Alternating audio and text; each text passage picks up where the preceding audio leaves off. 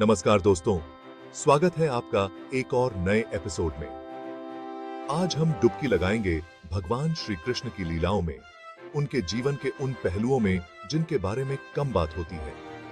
ये हैं रहस्य, एडवेंचर और ज्ञान से भरी 9 अनसुनी कहानियां। तो तैयार हो जाइए, क्योंकि आज हम खोलने जा रहे हैं ज्ञान का खजाना श्री कृष्ण की कृपा से।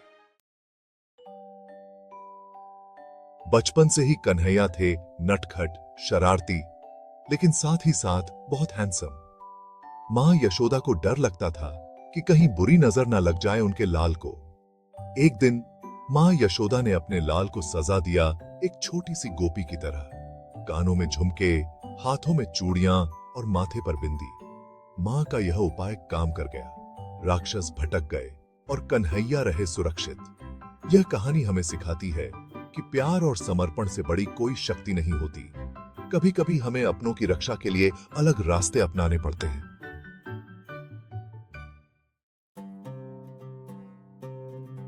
कौन नहीं जानता माखन चोर कन्हैया की शरारतों को, लेकिन क्या आप जानते हैं कि कन्हैया अपना चोरी का माखन अकेले नहीं खाते थे?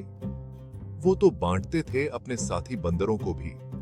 कन्हैया को याद था अपना पिछला जन्म, राम अवतार। ये था उनका धन्यवाद, उन वीर बंदरों के लिए उनका सम्मान। यह कहानी हमें सिखाती है कि हमें हमेशा अपने दोस्तों का साथ देना चाहिए, चाहे वो इंसान हो या जानवर। कृतज्ञता और सम्मान सभी के लिए जरूरी है। गुरु का कर्ज कैसे उतारा जाता है, यह तो स्वयं भगवान कृष्ण ने हमें सिखाया है। ऋषि सांदीपनि के आश्रम में शिक्षा लेते हुए कृष्ण ने गुरु भक्ति का बहुत बड़ा उदाहरण दिया।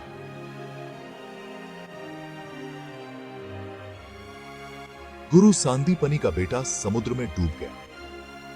कृष्ण ने अपने गुरु का दुख समझा और तुरंत समुद्र की ओर चल दिया। समुद्र देव ने बताया कि शंखासुर नामक दानव ने उनके बेटे को बंदी बना लिया है। कृष्ण ने शंखासुर से युद्ध किया और उसे हराकर अपने गुरु पुत्र को छुड़ा लिया। यह कहानी हमें सिखाती है कि गुरु का कर्ज अनमोल होता है और उसे चुकाने के लिए हमें हमेशा तैयार रहना चाहिए। रामायण की समाप्ति के बाद जब भगवान राम वापस अपने घर जाने लगे तो उनके साथ शेषनाग भी चल दिए। शेषनाग ने पूछा, अगली बार आपके साथ कौन होगा?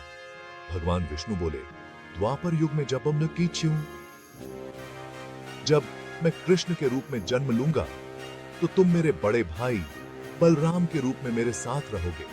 और हुआ भी ऐसा ही। बलराम ने हर मुश्किल समय में कृष्ण के साथ हमेशा खड़े रहे। यह कहानी हमें सिखाती है कि सच्चा प्यार और समर्पण कभी कम नहीं होता, यह हर जन्म में साथ होता है। द्रौपदी के मन में एक इच्छा थी, एक तस्वीर बनवाने की, अपने सखा श्री कृष्ण की। लेकिन कौन बनाएगा ऐसी तस्वीर जो उनकी सुंदरता दिखा सके? तब द्रौपदी ने अपनी बहू उत्तरा को बुलाया। उत्तरा ने बताया श्री कृष्ण के बारे में, उनकी बांसुरी के बारे में, उनके पीतांबर के बारे में, उनके मुकुट के बारे में, उनकी मुस्कान के बारे में।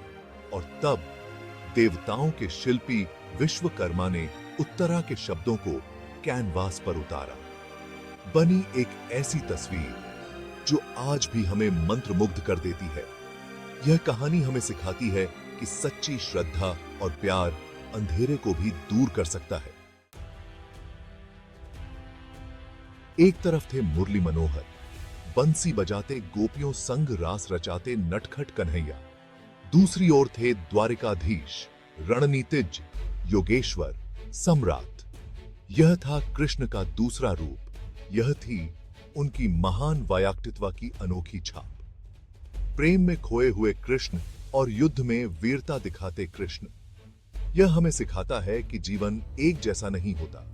इसमें सुख दुख, हंसी गम, प्रेम क्रोध सब कुछ होता है।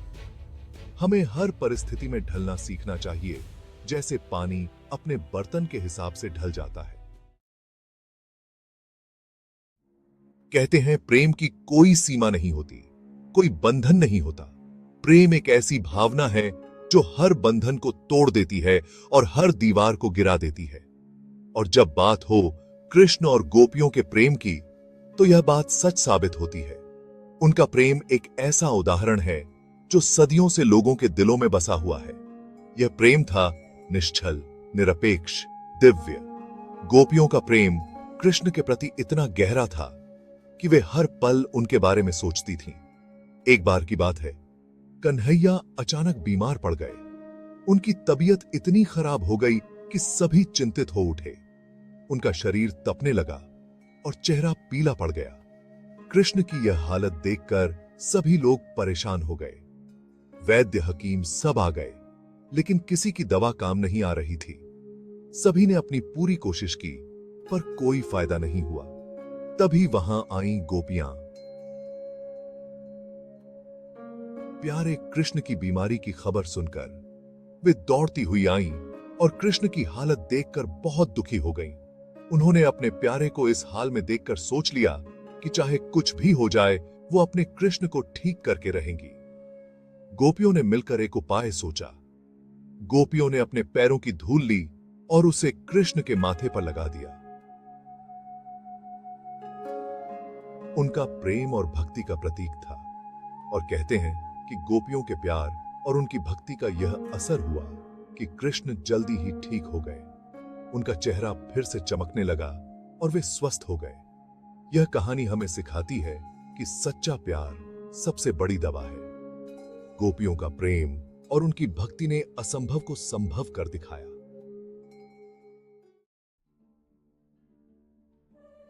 कवि जयदेव भक्ति और श्रद्धा में डूबे हुए लिख रहे थे गीत भगवान की महिमा में। उनके मन में केवल एक ही उद्देश्य था, भगवान की स्तुति करना और उनकी महिमा का गुणगान करना। हर पंक्ति से दिखता था उनका प्रेम, उनका समर्पण। उनकी लेखनी से झलकता था उनका अटूट विश्वास और भक्ति। लेकिन एक पंक्ति पर आकर रुक गए जयदेव। मन में आया संदेह। वह सोचने लगे कि क्या वह सही शब्दों का चयन कर रहे हैं। पंक्ति थी, देह की शुद्ध विषय कभी कहिबे को विधिना। यह पंक्ति उनके लिए बहुत महत्वपूर्ण थी। अर्थ था, प्रेम में डूबे व्यक्ति को अपने शरीर का भी ध्यान नहीं रहता। जयदेव इस पंक्ति के महत्व को समझते थे। जयदेव सोचने लगे, क्या यह पंक्ति सही है? क्या यह भगवान की महिमा को सही तरीके से व्यक्त कर रही है? मन में उठे इस सवाल को लेकर जयदेव चले गए नहाने। वह अपने मन को शांत करना चाहते थे, और तभी क्या देखते हैं, स्वयं श्री कृष्ण आ गए उनके रूप में और पूरा कर दिया उनका अधूरा गीत। यह दृश्य अद्भुत था। जब जयदेव वापस आए तो देखा उनकी पंक्ति पूरी हो चुकी है और साथ में लिखा है, जयदेव कवि न लिखिले इनी, हरि लिखि दिए स्वयं। यह देखकर जयदेव की आंखों में आंसू आ गए। यह कहानी हमें सिखाती है कि सच्ची भक्ति का फल स्वयं भगवान देते हैं। जब हम सच्चे मन से भगवान की भक्ति करते हैं तो वह स्वयं हमारी सहायता के लिए आते हैं।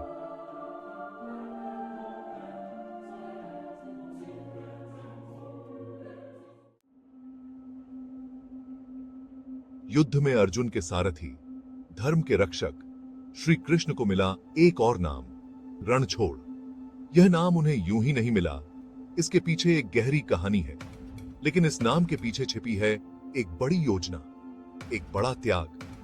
यह त्याग केवल युद्ध से नहीं, बल्कि अपने लोगों की भलाई के लिए था। मथुरा पर बार बार हमला हो रहा था और हर बार मथुरा की रक्षा करते थे श्री कृष्ण।